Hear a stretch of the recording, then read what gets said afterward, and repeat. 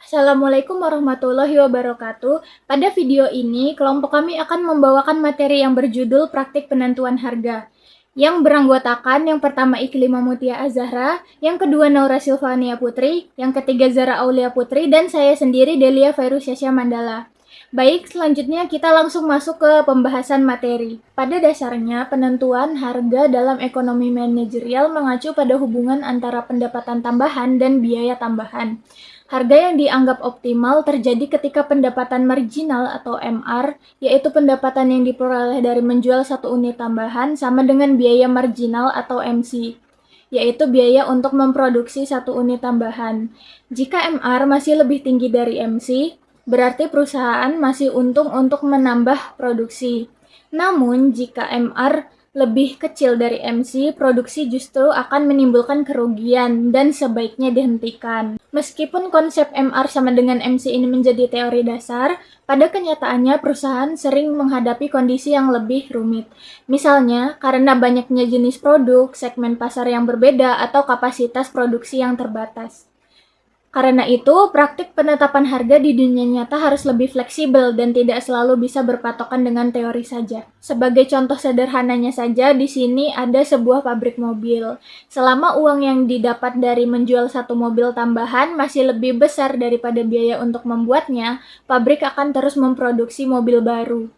Tetapi ketika biaya membuat mobil tambahan sudah lebih tinggi daripada pendapatan yang didapat dari penjualannya, maka produksi harus dihentikan agar perusahaan tidak rugi. Melalui cara ini, perusahaan bisa menjaga agar keputusan produksi tetap mengarah pada keuntungan maksimal. Grafik MR dan MC biasanya menunjukkan titik pertemuan antara keduanya, yang menandakan jumlah produksi paling efisien bagi perusahaan. Baik, sekarang lanjut ke penetapan harga multiproduk. Nah, yang pertama itu ada produk substitusi. Produk substitusi adalah barang atau jasa yang dapat menggantikan fungsi satu sama lain. Jika harga salah satu naik, konsumen cenderung berpindah membeli produk yang lain. Contohnya, di sini ada Coca-Cola sama Pepsi. Walaupun brandnya beda, fungsinya sama-sama minuman soda. Nah, coba lihat gambar yang kiri dulu. Di sini, saat harga Coca-Cola naik dari P1 ke P2, jumlah barang yang diminta turun dari Q1 ke Q0. Nah, karena cola naik harga, banyak orang mikir, yah, mahal, ya udah deh, pindah ke Pepsi aja. Akhirnya, permintaan Pepsi naik. Makanya, grafik Pepsi di sebelah kanan ini geser ke sebelah kanan. Artinya, permintaan meningkat. Ini yang disebut cross effect antara produk substitusi.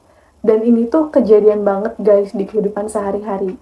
Misalnya, kalau harga Indomie goreng tiba-tiba naik, orang bisa beralih ke mie sedap. Atau kalau Grab mahal, kita pindah ke Gojek.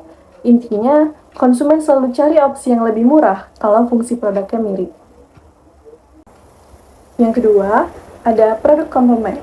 Produk komplementer adalah barang atau jasa yang saling melengkapi sehingga dikonsumsi bersamaan. Jika harga salah satu naik, permintaan barang lain biasanya turun. Nah, di contoh slide ada contoh printer dan tinta. Kalau harga printer naik dari 1.600.000 ke 1.800.000, permintaan printer otomatis turun. Nah, karena yang beli printer juga berkurang, otomatis yang butuh tinta juga menurun. Makanya, kurva permintaan tintanya bergeser ke sebelah kiri. Artinya, jumlah yang diminta itu berkurang, guys. Nah, contoh sehari-harinya tuh gampang banget. Harga gula naik, orang beli gula lebih sedikit. Nah, permintaan teh ikut turun. Jadi, kalau perusahaan punya produk komplement, strategi harganya harus dipikirin dua-duanya. Jangan sampai printer dijual mahal, tapi akhirnya penjualan tinta jadi anjlok. Nah, yang ketiga, pemanfaatan kapasitas pabrik. Perusahaan bisa memproduksi varian berbeda untuk memaksimalkan mesin yang sama. Kadang, perusahaan itu punya satu pabrik dengan kapasitas besar. Daripada kapasitas yang nganggur, mereka produksi berbagai varian barang. Misalnya, Pabrik mobil yang sama, bikin sedan dan bikin SUV. Tujuannya biar mesin gak ada waktu kosong dan biaya operasionalnya lebih efisien. Nah, contoh sehari-harinya itu pabrik roti bikin banyak varian rasa sekaligus. Keju, coklat, pandan, padahal alatnya sama semua. Jadi, daripada produksi satu rasa tapi mesin kosong, mending produksi varian banyak langsung. Nah, yang terakhir atau yang keempat, ada joint products atau produk bersama. Ini tuh produk yang produksinya keluar secara berbarengan. Nah, yang pertama ada proporsi tetap. Artinya hasil produknya fix, nggak bisa diatur sama sekali. Contohnya, kalau motong sapi, pasti keluarnya daging sama kulit. Nggak bisa bilang, aku mau dagingnya lebih banyak, tapi kulitnya sedikit aja ya. Nah, itu tuh nggak bisa teman-teman. Udah satu paket.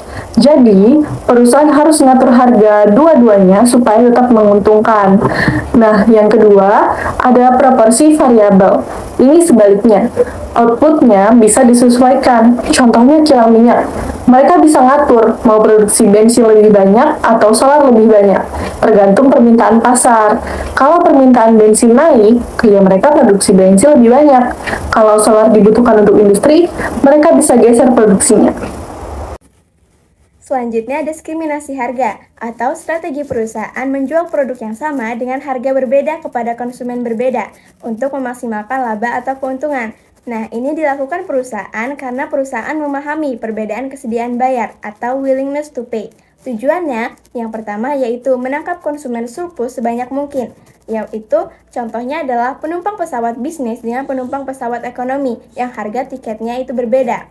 Yang kedua, ada menjangkau segmen konsumen yang berbeda dari sensitif harga sampai yang kurang sensitif harga. Contohnya itu seperti di bioskop itu lebih murah saat weekday dan mahal saat weekend. Selanjutnya, yang ketiga yaitu memperluas pasar tanpa harus menurunkan harga untuk semua konsumen, yaitu dapat menjaga harga tinggi untuk konsumen premiumnya itu sendiri. Contohnya seperti diskon mahasiswa atau lansia pada transportasi umum. Nah, ini terbukti menaikkan jumlah pengguna tanpa merugikan pendapatan dan segmen lainnya. Dan yang keempat yaitu meningkatkan pendapatan perusahaan secara berkelanjutan. Nah, perusahaan tidak hanya menaikkan profit, tapi juga meningkatkan nilai jangka panjang dari tiap konsumen, yaitu Customer Lifetime Value. Selanjutnya, syarat diskriminasi harga. Yang pertama, perusahaan memiliki kekuatan pasar. Nah, ini hanya mungkin dilakukan oleh perusahaan price maker atau monopoli atau oligopoli. Nah, jika perusahaan kompetitif sempurna, strategi ini sulit diterapkan karena harga ditentukan oleh pasar. Yang kedua yaitu konsumen dapat dipisahkan ke dalam segmen yang berbeda, yaitu perusahaan harus mampu mengelompokkan konsumen berbeda karakteristik yang membedakan daya beli atau elastisitas permintaan. Jika perusahaan bisa mengidentifikasi perbedaan, maka mereka bisa menawarkan harga yang berbeda untuk setiap segmen konsumen. Dan yang terakhir yaitu tidak ada arbitrase atau penyalahgunaan harga murah. Artinya tidak boleh ada arbitrase atau reselling, yaitu konsumen yang membeli dengan harga murah kemudian menjual kembali dengan harga yang lebih tinggi. Nah, kalau terjadi segmentasi akan gagal karena konsumen dari segmen mahal dapat membeli lebih murah lewat perantara yaitu reselling tersebut.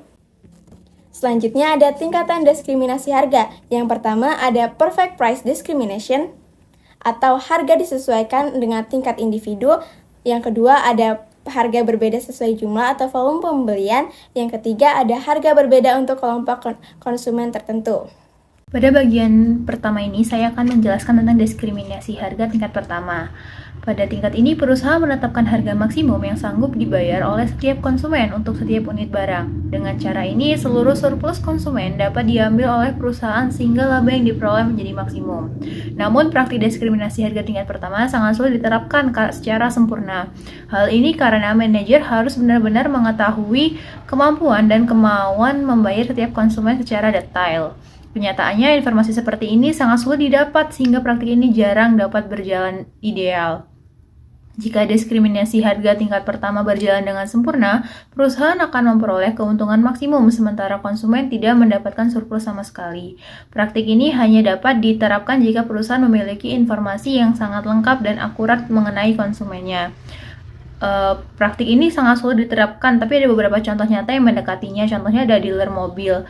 Setiap pembeli bisa mendapat harga berbeda tergantung kemauan atau kemampuan tawar-menawar. Penjual bisa menaikkan atau menurunkan harga sesuai dengan kemampuan bayar pembeli. Selanjutnya adalah diskriminasi harga tingkat kedua. Pada tingkat ini, perusahaan menetapkan harga yang berbeda berdasarkan jumlah pembelian. Semakin banyak konsumen membeli barang, maka harga per unit akan semakin murah. Berbeda dengan tingkat pertama, perusahaan tidak perlu tahu siapa konsumennya. Konsumen memilih sendiri paket atau jumlah barang sesuai kebutuhan mereka. Ciri utama dari diskriminasi tingkat kedua adalah konsumen akan mengurutkan diri berdasarkan pilihan pembelian. Pembeli dalam jumlah kecil akan membayar harga lebih mahal per unit, sedangkan pembeli dalam jumlah besar mendapatkan harga per unit yang lebih rendah. Bagi perusahaan, strategi ini memberikan keuntungan yang lebih besar dibandingkan menggunakan satu harga untuk semua konsumen. Meskipun keuntungan tidak sebesar penerapan diskriminasi harga tingkat pertama, tapi dari sisi konsumen, dampaknya adalah pembeli kecil membayar harga per unit yang lebih tinggi, sedangkan pembeli besar mendapatkan harga yang lebih rendah. Contohnya itu ada di harga grosir. Contoh harga grosirnya, misal kita beli barang dengan harga satuannya 10.000 per pieces. Ketika kita beli dalam jumlah banyak, contohnya dalam jumlah 10 pieces, maka harga satuannya menjadi 9.000. Oke, materi selanjutnya mengenai diskriminasi harga tingkat ketiga. Diskriminasi ini terjadi ketika perusahaan menjual barang atau jasa dengan harga yang berbeda kepada kelompok konsumen yang berbeda, padahal produknya sama. Jadi, perbedaannya bukan pada barangnya, tapi siapa yang membeli. Alasan perusahaan menerapkan diskriminasi ini adalah karena setiap kelompok konsumen memiliki kemampuan dan kemauan membayar yang berbeda. Ada kelompok konsumen yang sensitif terhadap harga atau permintaannya elastis. Jika harga naik sedikit saja, mereka langsung tidak membeli. Ada juga kelompok yang tidak terlalu memperhatikan harga atau permintaannya inelastis. Meskipun harganya tinggi, mereka tetap membeli. Karena itu, perusahaan mengatur harga di mana kelompok yang dengan permintaan elastis diberi harga lebih murah dan kelompok dengan permintaan inelastis diberi harga lebih mahal. Ini dilakukan untuk memaksimalkan keuntungan. Misalnya pelajar atau lansia diberi harga tinggi, mereka mungkin tidak akan membeli sama sekali sehingga perusahaan justru rugi. Contoh nyata penerapannya itu adalah aplikasi premium seperti Spotify, YouTube Premium, Canva, atau aplikasi belajar yang memberikan student price atau harga khusus pelajar. Harga student ini biasanya jauh lebih murah karena pelajar dianggap kelompok dengan kemampuan bayar yang lebih rendah dan permintaannya lebih elastis. Selanjutnya kita masuk ke studi case, yaitu strategi penetapan harga yang dilakukan oleh PT KAI. PT KAI menerapkan strategi penetapan harga yang berbeda meskipun rutenya sama, yaitu melalui perbedaan kelas layanan serta waktu pembelian tiket. Ini merupakan contoh diskriminasi harga tingkat ketiga yang tadi sudah dijelaskan oleh Zara, di mana setiap segmen penumpang memiliki daya beli dan kebutuhan yang berbeda. Pada rute Jakarta-Bandung misalnya, tersedia 3 harga, yang pertama 125.000, yang kedua 150.000, dan yang terakhir 175.000. Penumpang kelas ekonomi umumnya memilih harga 125.000 karena lebih sensitif terhadap biaya dan hanya membutuhkan transportasi yang terjangkau. Segmen kelas bisnis memilih 150.000 karena ingin kenyamanan lebih tanpa harus membayar terlalu mahal. Sementara itu, kelas eksekutif dengan harga 175.000 dipilih oleh penumpang yang mengutamakan kenyamanan maksimal dan tidak terlalu sensitif terhadap harga. Strategi ini memungkinkan PT KAI memaksimalkan pendapatan sekaligus memenuhi kebutuhan berbagai kelompok penumpang. Nah, kesimpulannya adalah harga tidak bisa ditentukan hanya dari teori, melainkan juga dari interaksi antar produk, keterbatasan kapasitas, dan perbedaan karakteristik konsumen. Itulah kenapa strategi harga berkembang, dari mengelola produk subsidi, substitusi, dan komplementer, hingga menerapkan diskriminasi harga di berbagai tingkatan. Nah, kesimpulannya, penetapan harga bukan hanya sekedar angka di atas kertas, tapi seni menggabungkan teori ekonomi dengan realisasi pasar. Manajer yang mampu melakukan kombinasi ini akan lebih siap menghadapi persaingan dan memaksimalkan keuntungan perusahaannya.